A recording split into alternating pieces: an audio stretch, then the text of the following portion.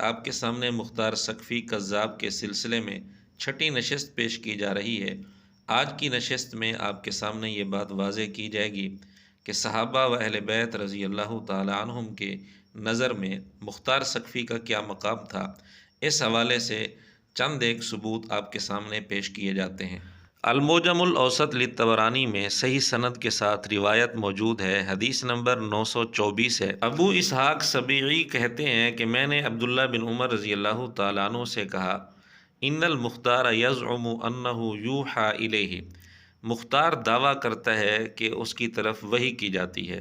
ابن عمر رضی اللہ تعالیٰ عنہ نے جواب دیا سادہ کا کہ وہ سچ کہتا ہے۔ آگے پھر فرمایا وَإِنَّ الشَّيَاطِينَ لَيُوحُونَ إِلَىٰ أَوْلِيَائِهِمْ، کہ شیطان اپنے دوستوں کو وحی کرتے ہیں۔ ابن عمر رضی اللہ تعالیٰ عنہ کا مقصد یہ تھا کہ مختار پر وحی آتی ہے لیکن وہ وحی الہی نہیں ہوتی بلکہ وحی شیطانی ہوتی ہے۔ یہی روایت مجمع الزوائد کے اندر بھی موجود ہے، حدیث نمبر 12488، اور اس کے ساتھ ہی لکھا ہے کہ اس کے راوی صحیح کے راوی ہیں، یعنی اس کی سند صحیح ہے۔ طبقات کبریٰ، جس کو طبقات ابن سعد بھی کہتے ہیں، اس میں صحیح سند کے ساتھ روایت موجود ہے۔ عیسیٰ بن دینار کہتے ہیں میں نے ابو جعفر یعنی امام باقر رحمۃ اللہ علیہ سے مختار سقفی کے متعلق پوچھا تو امام باقر رحمۃ اللہ علیہ کہنے لگے کہ علی بن حسین یعنی امام زین العابدین رحمۃ اللہ علیہ بیت اللہ کے دروازے پر کھڑے تھے اور انہوں نے بیت اللہ کے دروازے پر کھڑے ہو کر مختار سقفی پر لعنت کی۔ ایک آدمی نے امام زین العابدین رحمۃ اللہ علیہ سے کہا کہ میری جان آپ پر قربان ہو، آپ مختار پر لعنت کر رہے ہیں حالانکہ وہ تمہاری خاطر ذبح ہوا تھا۔ تو اس پر امام زین العابدین رحمۃ اللہ علیہ نے جواب دیا انہ کان کذابا یکذب علی اللہ وعلی رسولہ، کہ وہ کذاب تھا اور اللہ پر، اللہ کے رسول صلی اللہ علیہ وسلم پر جھوٹ بولا کرتا تھا۔ اس صحیح روایت سے یہ بات واضح ہو گئی کہ اہل بیت کے ہاں مختار سقفی کا کیا مقام تھا۔ امام باقر رحمۃ اللہ علیہ، امام زین العابدین رحمۃ اللہ علیہ بھی اس کو کذاب سمجھتے تھے اور امام زین العابدین نے اس پر لعنت کی۔ امام ذہبی رحمۃ اللہ علیہ نے تاریخ الاسلام میں یہی روایت نقل کی ہے، اور اس روایت کے اندر ایک راوی عیسیٰ بن دینار کے متعلق لکھا کہ یہ سیکا راوی ہے، اور دوسرا جو راوی ہے ابو نعیم یعنی فضل بن دکین،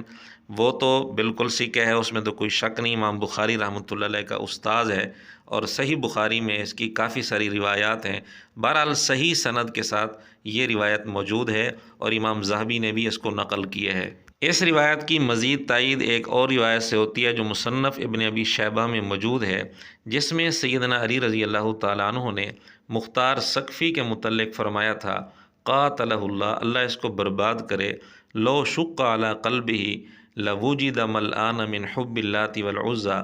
اگر اس کے دل کو چیر کر دیکھا جائے تو اس کا دل لات و عزیٰ کی محبت سے بھرا ہوا ہوگا۔ لات و عزیٰ یہ دو بت ہیں جن کی مشرکین مکہ پوجا کرتے تھے۔ سیدنا علی رضی اللہ تعالیٰ عنہ کا یہ فرمان علامہ ذہبی نے اپنی کتاب المقتنع فی سرد القناع میں 145 نمبر کے تحت ذکر کیا ہے۔ اسی طرح 8ویں صدی کے ایک مشہور مورخ علامہ صفدی رحمۃ اللہ علیہ نے بھی اپنی کتاب الوافی بالوفیات میں سیدنا علی رضی اللہ تعالیٰ عنہ کا یہ فرمان نقل کیا ہے۔ اسی طرح ابن حجر رحمۃ اللہ علیہ کی کتاب الاصابہ، جس کا مرزا جہلمی بھی اکثر تذکرہ کرتا رہتا ہے، اس میں بھی سیدنا علی رضی اللہ تعالیٰ عنہ کا یہ قول نقل کیا گیا ہے۔ اور جب کوئی واقعہ اتنے حضرات نقل کرنے والے ہوں تو مرزا جہلمی کے اصول کے مطابق اس کی سند دیکھنے کی ضرورت ہی نہیں ہوتی، اور ویسے بھی اس قول کی تائید امام زین العابدین رحمۃ اللہ علیہ کے واقعے سے ہوتی ہے کہ انہوں نے مختار سقفی پر لعنت کی تھی، اس کو کذاب قرار دیا تھا۔ بہرحال ان چند حوالوں سے یہ بات بالکل واضح ہو گئی